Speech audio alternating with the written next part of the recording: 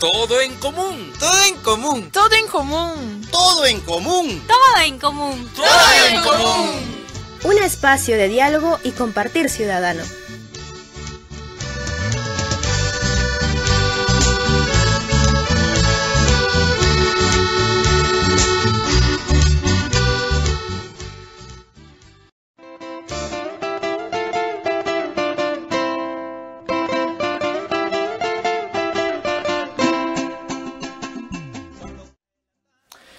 Hola, buen día a tú que nos estás ahora viendo por el Face y también escuchando por la radio, porque estamos ahí interconectados. Un gusto saludarte acá desde el programa Todo en Común, siempre nosotros atentos a colocar los temas que tienen que ver con la coyuntura, que tienen que ver con temas también de calidad de vida. Y justo estamos en un tiempo, digamos, aún de crisis a nivel de la esfera política, es decir, se acaba de renunciar la semana pasada el presidente Kuczynski y ahora tenemos un nuevo presidente que ha juramentado el día viernes, el presidente Vizcarra, pero aún no hay un gabinete y no tenemos aún claridad de cómo va a avanzar, digamos, a nivel de gobernabilidad del país.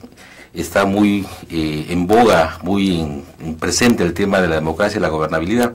Y bueno, no es tan sencillo saber qué va a suceder, pero creo que es importante de todas maneras colocar algunas ideas, algunas pistas que permitan avisorar qué podría pasar en el país y la democracia. Y bien, y queremos conversar sobre este tema de por renuncia del presidente hablando del presidente Kuczynski realmente, y hemos invitado al pastor y periodista Rafael Goto Silva, con quien queremos conversar sobre ello. Rafael, bienvenido al programa Todo en Común. Sí, muchísimas gracias, Jorge, y siempre para mí es una buena oportunidad conversar contigo y también con el público que te sigue a través de estas plataformas sobre temas que son sustantivos y que sin duda alguna se nos plantean como escenarios de desafío y de construcción de democracia también, ¿no? Sí, y eso sería interesante que conversemos sobre este escenario, ¿no? Es un escenario, de hecho, que todavía se presenta como crisis, ¿no? ¿Qué está significando este tiempo para el país en términos de gobernabilidad, en términos de afirmación de democracia, Rafael? Hay dos cosas que a mí me parecen importantes mencionar en esta oportunidad.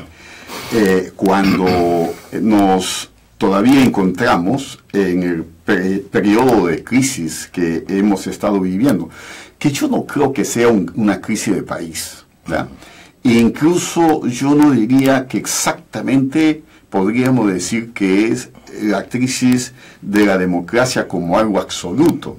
Es la crisis que vienen viviendo los gobiernos que están llamados a gestionar, administrar y a desarrollar las prácticas democráticas en el país. Entonces ahí tenemos un problema de gobernabilidad, porque en última instancia quienes son responsables de conducir al país y de orientar las grandes políticas nacionales para atender las demandas y necesidades de la gran mayoría de la población no están cumpliendo la tarea a la altura que la historia les demanda, e incluso no están respondiendo a la altura de lo que el sistema democrático, como un sistema, como un modelo de construcción de sociedad y de ciudadanía, estaría demandándoles. Claro, yo lo veo por ahí. Claro, y ahí está la cuestión, Rafael, de que se quiera entender que la democracia está asociada a una gobernabilidad, digamos,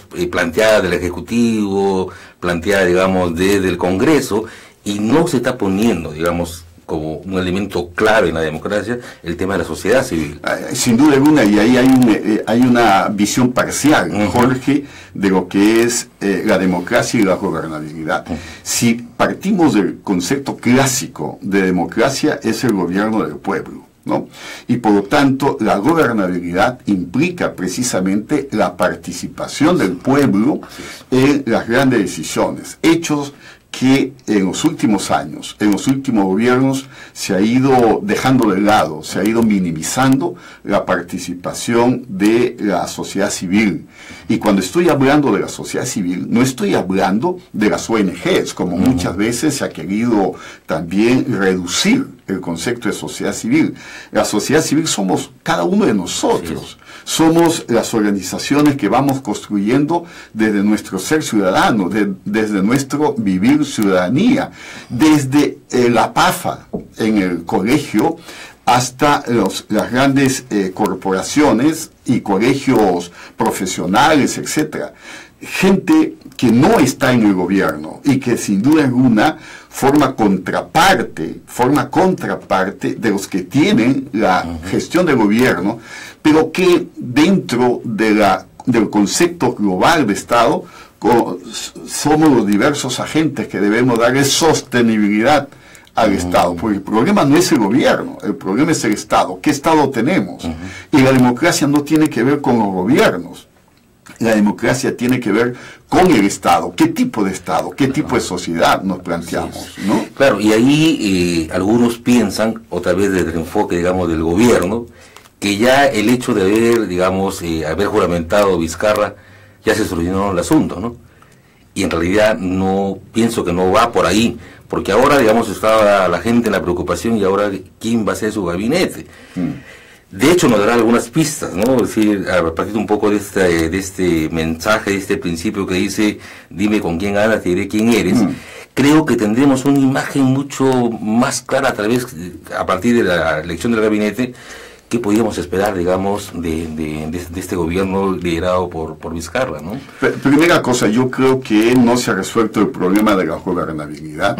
Las tensiones están latentes, incluso hay otros elementos, hay otros factores de tensión que se han ido y han comenzado a abonarse a esta crisis de gobierno, no de gobernabilidad solamente, sino de gobierno, que ha estado viviendo el expresidente Pedro Pablo Kuczynski.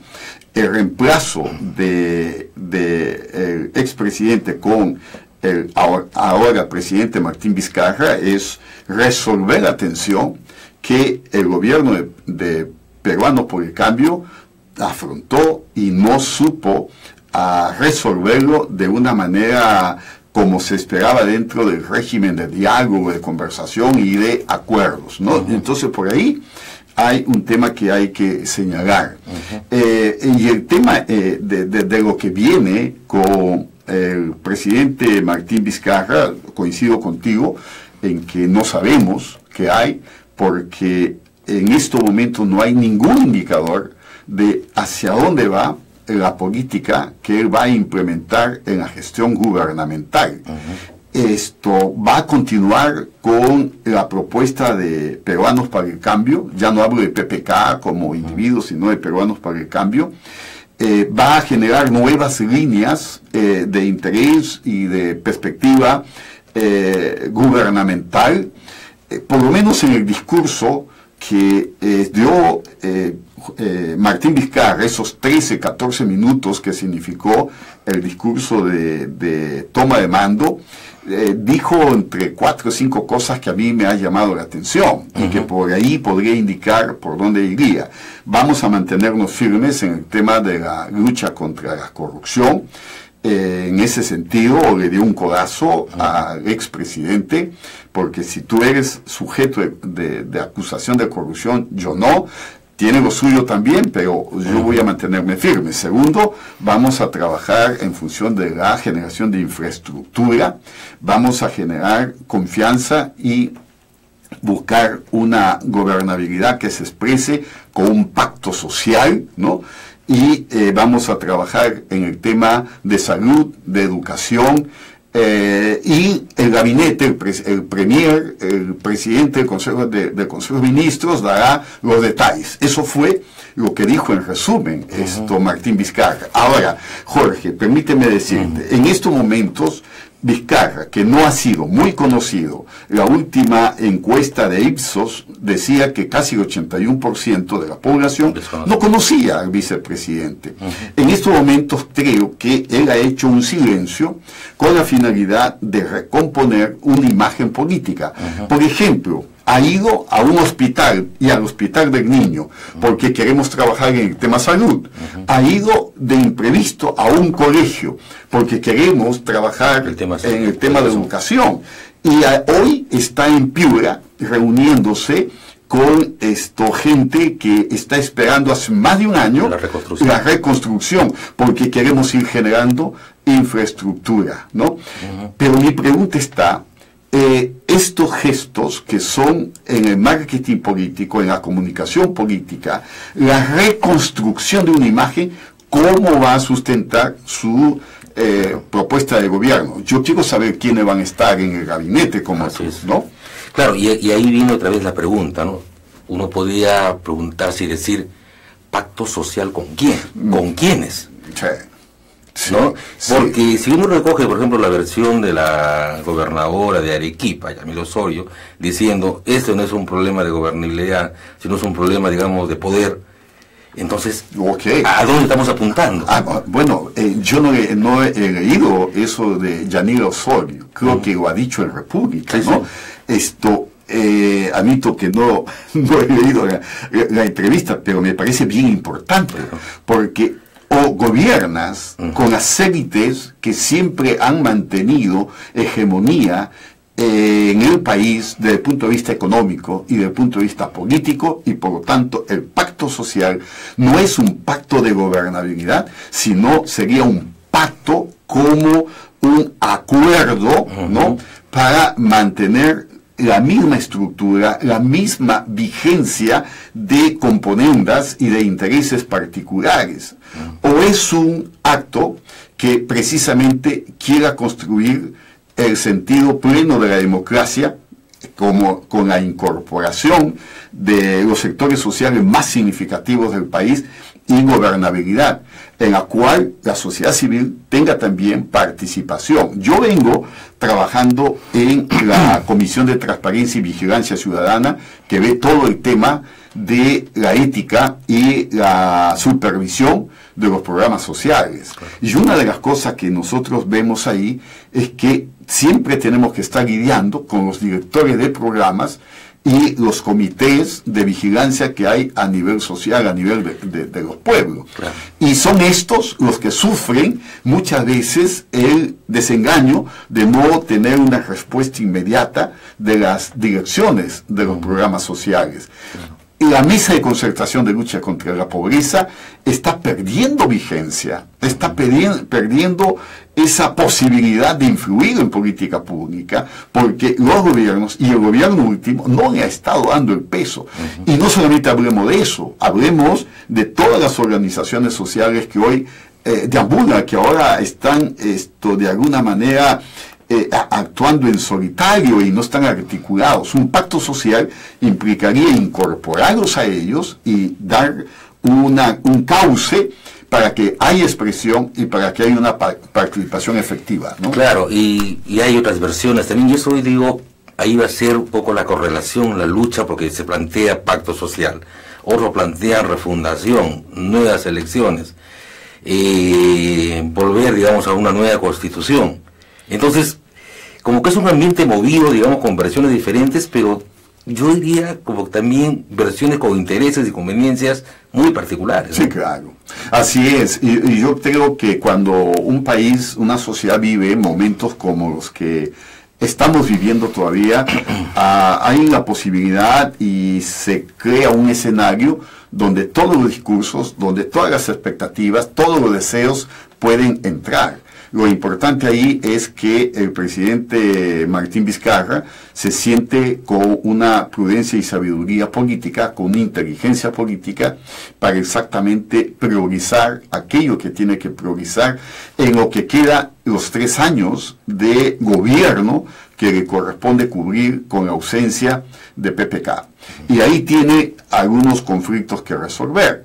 Primero, con Fuerza Popular, que sigue siendo una fuerza de oposición y presión muy, muy grande, y que ha empoderado a Keiko Fujimori como la lideresa de la opinión y la oposición, pero también tiene el frente en el propio grupo oficialista del Partido Peruanos por el Cambio, que está disgregado en estos momentos, que está venido a menos, y tiene las dos izquierdas, que para ventaja de Martín Vizcarra son dos izquierdas, no es una, claro. Ya en términos de cómo se construye una oposición ahí. Son distintos discursos. No menciono al APRA, no menciono a Acción Popular, porque ellos van a estar en expectativa de lo que se resuelva en adelante.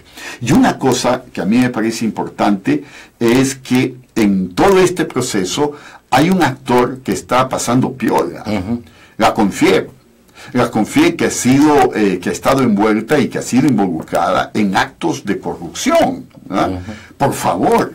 Claro, y ahí, Rafael, me viene esta idea de los poderes fácticos y el asunto bastante claro, digamos, de las salidas. Todavía se siguen presentando en nombre de la democracia sin cuestionar al sistema, ¿no? Al modelo económico, al modelo de desarrollo, digamos, que estamos planteando para el país, ¿no? Claro, yo no creo, Jorge, ahí no soy optimista, peco tal vez de pesimista, realista, dicen. Sí, es que yo no creo que el debate en este momento sea el modelo económico. No creo. E incluso de acuerdo a Semana Económica, planteaba que la semana pasada, cuando el presidente Pedro Pablo Kuczynski renunciaba, la Bolsa de Valores de Lima subió, y las expectativas de inversión se han mantenido latentes. ¿Y qué han dicho algunos analistas? En una condición normal deberíamos tener un crecimiento de 4%. La situación de crisis nos lleva a tener una expectativa de crecimiento de 0.32. Si Vizcarra llega a establecer los elementos suficientes como para llevar adelante el gobierno hasta el 2021, podemos pensar en un crecimiento de 3.5. Lo importante es crecer, dicen ellos, ¿no? Y por lo tanto hay que dejar al modelo económico intacto. El problema no es el modelo económico, el problema es entre comillas, el de la gobernabilidad, que en el fondo es de cómo los agentes políticos, los agentes económicos se ponen de acuerdo para crear un clima de consenso también y de armonización. ¿Ya? No sé si de armonía, sí de armonización de intereses para llegar bien al puerto que se han planteado, ¿no? Como se bien, digamos, daría la impresión que se vienen buscando salidas desde el Ejecutivo, ¿no? Con el cambio, el gabinete, el presidente con algunos retos ahí a plantearse, pero no hay todavía una fuerza nítida y fuerte que plantee cosas también con este Congreso. ¿Es posible gobernar con este Congreso? Es que la responsabilidad de poner el orden, entre comillas, es la del Ejecutivo, ¿no? Eso es, Jorge, eso es invariable, ¿no? Ese es el mandato número 1 que en todo caso el presidente Vizcarra tiene. Que si se puede gobernar con este Congreso, desde el comienzo del gobierno de PPK nosotros sabíamos que este iba a ser un periodo en términos, para usar la palabra mágica que usamos, de ingobernabilidad, porque desde antes que asumiera PPK el gobierno, la gran mayoría congresal estaba dispuesto a destruirle, bajarle la llanta e impedir que cumpla su mandato. Y ha ganado. Yo creo que una de las cosas que ha conseguido Keiko es ganar. Aquello que se propuso al principio del gobierno lo ha conseguido ahora. Es un triunfo. Pero hay una cosa que sí me parece importante también tomar en cuenta, es que este Congreso está absolutamente deslegitimado, ¿no? Y puede venir más adelante peores cosas para el Congreso si especialmente dentro de Fuerza Popular no resuelven una crisis que ellos mismos se han creado, ¿no? Con las dos bancadas, la bancada queiquista y la bancada quenllista. Y tú ya sabes que el día 6 de abril Kenji ha sido convocado por la Fiscalía de Lucha contra la Corrupción para que concrete la denuncia que tiene en torno a la manera como Fuerza Popular ha venido manejando recursos del Estado, pero también los vínculos con Odebrecht. Si esto sucede, y a pesar de que, como dice el presidente del Poder Judicial, esto no va a servir para que de una vez se califique como delito, lo que él diga va a generar mayor agudización de la crisis y puede producirse una delegitimación también de Keiko Fujimori, ¿no? Sí. ¿Por qué tendría, digamos, la mayoría del Congreso de la gente de Fuerza Popular, por qué tendría que permitir gobernar a Vizcarra lo que no hizo con PPK? Porque había, como dijo el propio Martín Vizcarra en su mensaje, dejemos hoy el odio y la venganza. Y realmente yo sí congresar esto, yo sí creo que Keiko nunca perdonó el haber sido derrotada en la forma, entre comillas, como ella dice, que fue derrotada. Por eso, cuando Vizcarra asume la presidencia, ella sale con un mensaje en las redes sociales a felicitar a Vizcarra y diciendo que ahora sí, ¿no?, hay posibilidades de gobernar, y termina con una locución patriotera: viva el Perú, ¿no? O sea, yo creo que Fuerza Popular sabe que no puede continuar con la imagen radicaloide de oposición. Y va a cambiar su discurso, va a cambiar su mensaje, porque quedan 3 años y ellos tienen expectativa de ser gobierno, ¿ya? Y si cometen errores, pueden ir perdiendo legitimidad. Cuidado lo que va a decir Kenji. Cuidado la manera como se va a resolver el tema con Kenji para Fuerza Popular, ¿no? En ese sentido, creo que sí podría haber un manejo político, un interés político de Fuerza Popular para tener control de lo que ellos llaman la oposición constructiva, positiva, ¿no? Martín Vizcarra es una oportunidad para que ellos se laven el rostro también, ¿eh? Claro, será un actuar, digamos, calculado, ¿no? Y, digamos, conveniente. Jorge, en política todo es calculado y conveniente. Sí, no, digo, es que ahora siento, Rafael, que es tan evidente y, entre comillas, sinvergüenza, los intereses que se muestran, las jugadas que se muestran, las maniobras que se hacen, que verdad, es decir, por lo menos que yo sepa, digamos, de mi lectura de la historia, nunca ha sido tan así apabullante, para la vista, para el sentir de la gente, que obviamente pues llama la atención, ¿no? Pero fíjate que la CONFIEP sale a decir: sí, nosotros hemos dado plata para la campaña de Keiko. A eso voy. Mira tú, ¿no? Y sí, pues, Odebrecht aplicó dinero para la campaña a través de la CONFIEP, ¿no? Porque era parte de nosotros. Mira tú, ¿dónde estamos? Y todavía Roque Benavides y todavía los distintos copetudos de la CONFIEP siguen santificados, ¿no? Y ahí me llama la atención, digamos, tal vez es un reto esto de colocar en el ejercicio político el tema de la ética, ¿no? Siento que hay que, para ponerlo entre comillas, adecentar de alguna manera el ejercicio político, ¿no? Y es un reto que está ahí, bien planteadito, ¿no? Hay algunos que han dicho de una forma radical que para adecentar la política en este contexto deben irse todos. Todos los que están involucrados. Pero es un clamor, ¿no? Es un clamor que está lleno de emoción, ¿no? Claro. Es un clamor que está dicho con el corazón, ¿no? El tema está en que si se van todos, ¿quiénes quedan? Claro. El barómetro de la democracia ha dicho que, y creo que hasta el Banco Mundial, no sé, una institución ha dicho que el Perú tiene la clase política más corrupta. El propio Odebrecht creo que ha dicho, Marcelo Odebrecht, que el Perú tiene la clase política más corrupta. Ojo, la clase política más corrupta. Y ahí estamos hablando de aquellos que tienen ejercicio, influencia y capacidad de monitorear y manejar el poder, desde lo económico hasta lo político-social. Entonces el tema ético es una obligación que se impone en este país, pero ¿quiénes van a ser los que trabajen la ética cuando tenemos un problema a nivel de educación?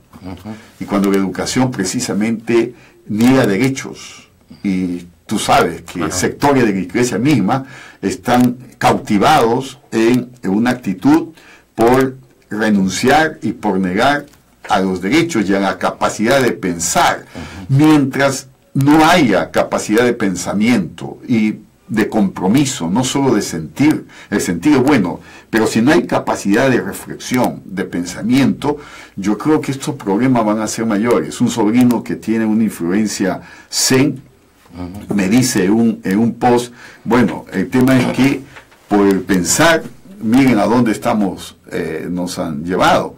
El tema está en que no es solo el pensar, sino la manipulación de las emociones, de los sentimientos de la gente.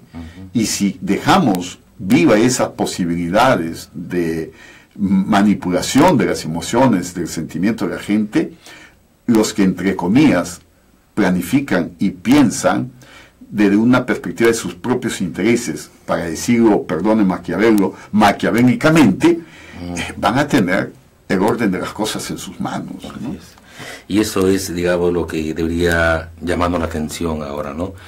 Medios como estos, sí, programas como estos. Y yo sé que poca gente tiene acceso a esto, pero hay que persistir, hay que insistir, ¿no? De eso se trata, Claro. es decir, otra vez volver a la esencia de la democracia, es decir, acoger las diferentes propuestas, acoger los diferentes cuestionamientos, entender que este es un país diverso. A mí, digamos, un poco para ir cerrando, Rafael, me preocupa, es decir, desde la sociedad civil, del ciudadano de a pie, ¿qué nos queda hacer en esta situación así difícil?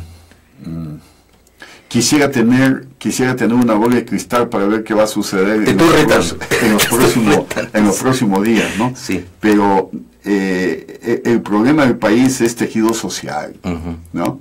Es capacidad de ciudadanía.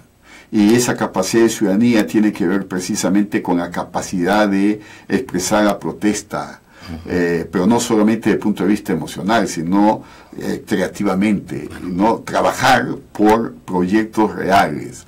Y necesitamos un liderazgo. Claro. No sé de dónde va a venir el liderazgo. Yo no confío en la iglesia, no confío en los partidos que están presentes, pero tener cuidado más que no sean esos mesiánicos, ¿no? Que no vengan los mesiánicos. Claro. El señor Barnechea ahora salió mesiánico, culpando a Guzmán y culpando a Verónica, Claro, porque ellos han generado al PPK. Pero ¿dónde estuvo él? Claro. ¿Ah? ¿Y qué hizo él antes de este suceso, no? Entonces yo creo, Jorge, que hay una tarea que nos corresponde para seguir trabajando ciudadanía. De todas maneras. Palabra que mucha gente no entiende, que mucha gente denosta ya, pero ahí está, porque la ciudadanía es el sentido de pertenecer a una comunidad, el sentido de reconocer derechos, ¿no? Y de reconocer que yo tengo derechos, pero también el otro tiene derechos, y el sentido de tener la capacidad y la posibilidad de tomar decisiones. Si no hay esos tres elementos, estamos complicados, ¿no? Ahí estamos en el reto y seguiremos empujando por esa dirección, Sí, Rafael. sí. Agradecerte, Rafael, por estar acá en el programa. Siempre es un gusto conversar contigo, reflexionar juntos sobre lo que pasa en el país. Sabemos de tu larga trayectoria de compromiso, digamos, con esta búsqueda de ser un país acogedor para cada uno, para cada una, ¿no? Entonces, te agradecemos por estar acá con nosotros hoy. Mira, gracias también por invitarme, Jorge, ¿eh? Y siempre estaremos listos para venir. Gracias, claro que sí. Bien, estamos cerrando el programa del día de hoy. Nos queda siempre el reto de estar vigilantes a lo que pasa en el país. Y eso obviamente solamente es posible lograrse si es que estamos a plenitud ejerciendo nuestro ser ciudadanos y ciudadanas. Tenemos mucho que hacer, es decir, no nos quedemos en el balcón. Actuemos, tenemos derecho y tenemos capacidad para poder producir sinergias, hacer que nuestros colectivos, nuestras organizaciones, la sociedad civil, también participen activamente en esto que está pasando a nivel de las esferas más políticas, digamos, ¿no? Entonces no olvidemos nuestro rol también político ahí. Bien, con esto estamos cerrando el programa el día de hoy. Le agradecemos así infinitamente a Rafael Goto Silva por estar con nosotros, y con ustedes nos estaremos encontrando el próximo martes a las 11 de la mañana. Recordemos que está en nosotros también la posibilidad, la decisión de optar por la vida digna. Y bien, hagamos ese esfuerzo para que eso sea posible. Que todo sea felicidad para cada uno de ustedes. Nos estamos encontrando el próximo martes. Chao.